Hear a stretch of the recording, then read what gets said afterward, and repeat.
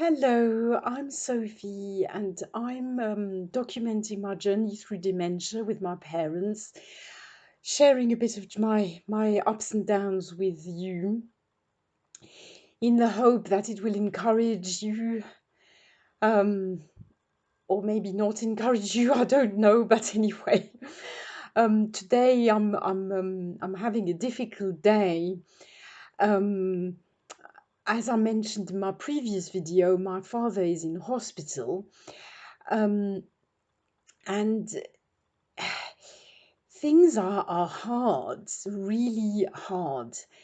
He was very confused earlier. Well, last week we kind of thought he was dying. I shared in my previous video how difficult it was sometimes to communicate with carers, and get heard. Carers in hospital, the medical staff, really. And now my father's been hydrated properly and he's much more himself. He's able to walk again. So really he's better, and that should cheer me up. But and it does. But the difficult thing is that he's now gone the other way, and he's very delirious in a kind of in this way that only he, well, I don't know, I've never seen anybody else be like that. So he's very, very aggressive. He is very paranoid. He's convinced that he is incarcerated in that hospital against his will.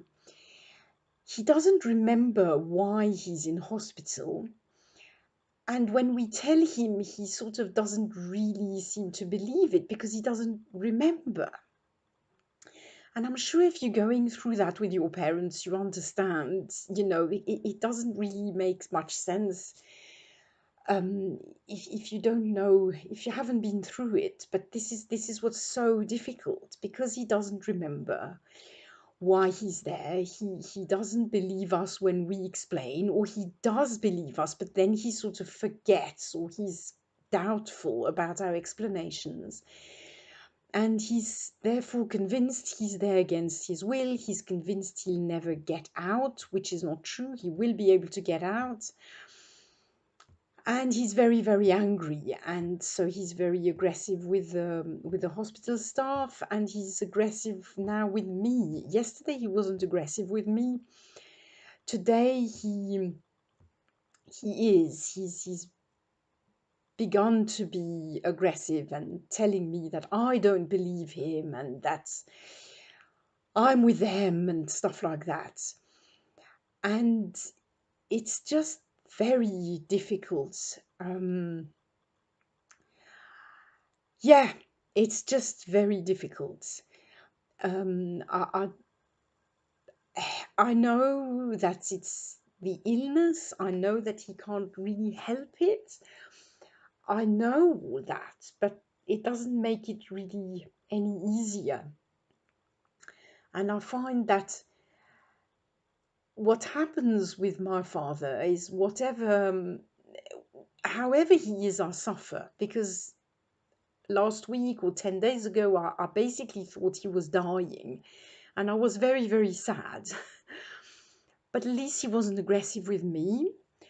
And now I think, okay, he's going to be okay, and that makes me feel happy, of course. But at the same time, he's very aggressive, and that I find very, very difficult to cope with. So whatever happens, it's difficult, and it's extremely draining as a carer, extremely draining. And I find myself being completely torn between all the things I have to do, and not knowing how to act for the best, because whatever I do, it's not quite good enough, or not quite, it's difficult. Um, just to give you an example, on Monday, my father had forgotten that I'd I went to see him on Saturday, and by No, it wasn't Monday. It was yesterday morning. So I went to see him on Saturday, and my sister went to see him on Sunday, and my husband went to see him on Monday. The idea was that I could have a little break. So yesterday morning, I get a phone call from one of the nurses, and she says to me, "Look, your father's incredibly worried about you. He hasn't seen you for days, and he doesn't know what's happened to you. And he wants to know that you're going to come and see him." And so I said to the nurse, "Yes, of course. I was there only 2 days ago, and he's had a visitor from the family every day, and please let him know that I'll be round in the afternoon." And I went round yesterday afternoon. But it put me under so much stress to get that phone call and to imagine my father being, suffering really, and worrying and being in a high state of anxiety. And indeed, when I arrived, he was like, "Oh, Sophie, thank goodness you're okay," as if he hadn't seen me for months. And of course, it wasn't like that. So it sort of breaks my heart to feel that he's in such a state of anxiety. And at the same time, I cannot go all the time because I have my children at home, and I have my husband, and I have a household to run. I have to cook for people, and change the beds and make sure it's clean, and on top of that, we homeschool children, so I have to make sure that they're getting the education they need for their future. That is a real top priority for me.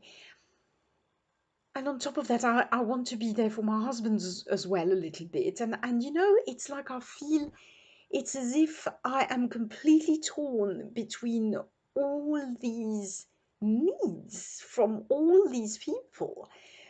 And I can't, whatever I do, I can't meet all these needs. And it's a real job of letting go. It's yeah, it's just really it, it's so hard to let go, and it's so hard to let go with my father, because I realize that my priority is my children. I obviously, above all, it's my children. My children come before anybody else. And so, yeah, if I have to choose between doing school with my children, or going to the hospital, I'm going to first do school and then go to hospital. That does come second.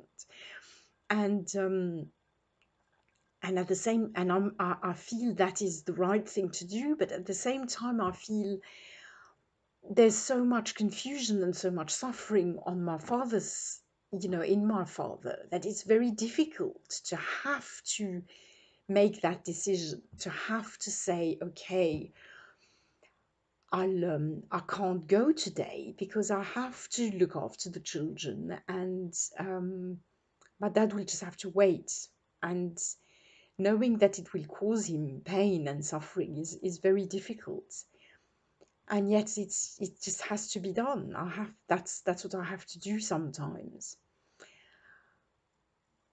I think if you're going through this, you know what I mean. But part of me is still thinking, I don't know, do I make sense when I talk? I'm not sure. But I just wanted to share with you yeah, this little bit of what I'm going through right now. And I want to encourage you, because if you're doing what I'm doing, you're brave, and well done. Go on. Don't despair. Bye for now. I'll see you in the next video.